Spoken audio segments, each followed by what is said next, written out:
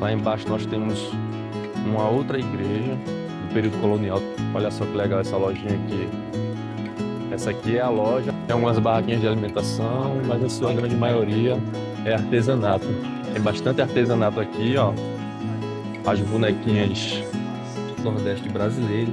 Pernambuco tornou-se alvo do interesse da capitania das... Que tem um mirante na Praça da Sé, em Olinda. As duas cidades cresceram conectadas, formando praticamente uma continuidade urbana. Tapioca, tem as bebidas. Essa combinação ajuda a formar uma das regiões culturais mais importantes do Nordeste. Fala, meu povo, sejam todos bem-vindos a mais um vídeo do canal Forkeep. E hoje iremos iniciar a nossa história subindo as antigas ladeiras de pedra de Olinda, de frente para uma das faculdades mais antigas e também históricas do Brasil. Pois é, meu povo, eu estou falando desse prédio vermelho em nossa frente, a FOCA, a Faculdade de Olinda. Ela é uma das instituições de ensino superior privadas mais tradicionais de Pernambuco. Sua história começou em 1972. Um dos aspectos mais marcantes da faculdade é a localização dela, como vocês podem ver aqui no sítio histórico de Olinda. O prédio principal ele funciona como um casarão histórico. De fato, ele é um casarão histórico do século ainda XIX, de arquitetura inspirada no barroco e também no rococó, tornando-se também um dos pontos turísticos aqui da cidade. As ladeiras de Olinda estão entre os espaços urbanos mais conhecidos do país e concentram parte importante da história colonial brasileira, do patrimônio arquitetônico pernambucano e das manifestações culturais populares ligadas ao carnaval. A ocupação da cidade começou em 1535, durante o processo de colonização portuguesa conduzida por Duarte Coelho. Ao longo dos séculos XVI e XVII, Olinda tornou-se um dos principais centros econômicos da colônia, devido principalmente à produção açucareira nos engenhos da região. E aí, nesse período, o crescimento urbano ocorreu principalmente nas áreas elevadas da cidade, formando o atual conjunto de ladeiras e ruas estreitas do sítio histórico, esse aqui que vocês estão vendo. A estrutura urbana refletia diretamente a organização social da época.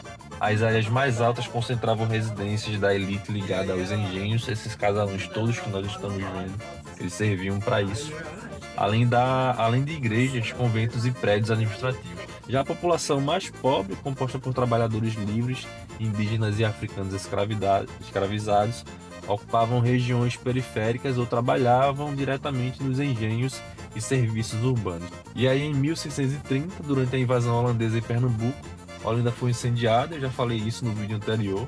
Parte significativa da cidade foi destruída nos conflitos entre portugueses e holandeses. Posteriormente, a cidade foi reconstruída, mantendo características da arquitetura colonial portuguesa presentes até hoje em casarões, igrejas e vias de pedra. Em 1982 é que o Centro Histórico de Olinda recebeu da Unesco o título de Patrimônio Cultural da Humanidade. Inclusive, a gente já viu também isso no vídeo anterior.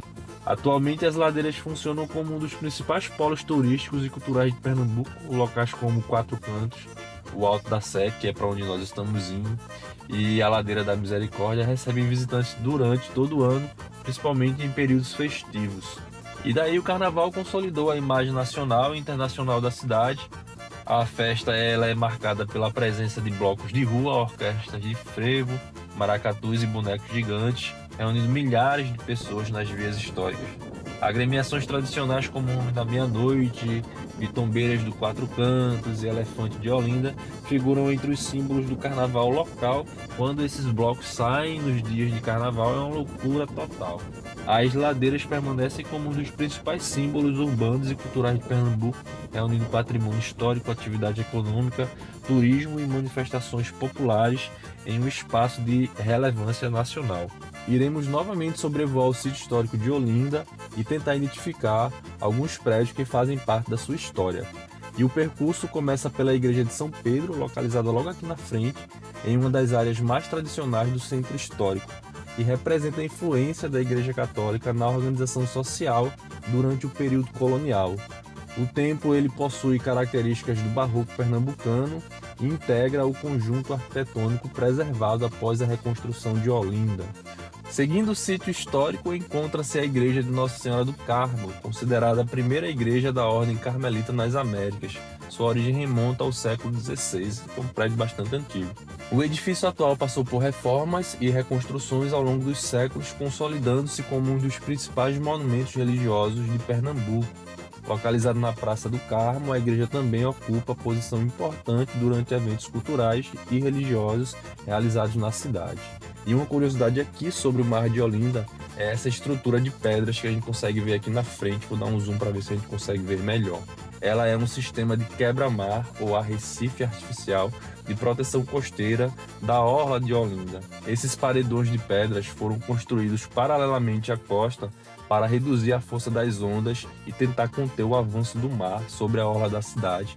Problema histórico em Olinda desde o século XX, não só em Olinda, mas também um problema encontrado na orla de muitas praias aqui na região metropolitana de Recife e também do país inteiro. No ponto mais elevado da cidade está a Catedral da Sé, aquele prédio que a gente viu no vídeo anterior. Ele é oficialmente chamado de Catedral de São Salvador do Mundo. A igreja ela ocupa uma área estratégica desde o século XVI, também é um prédio bem antigo, e exerceu papel central na administração religiosa da capitania de Pernambuco.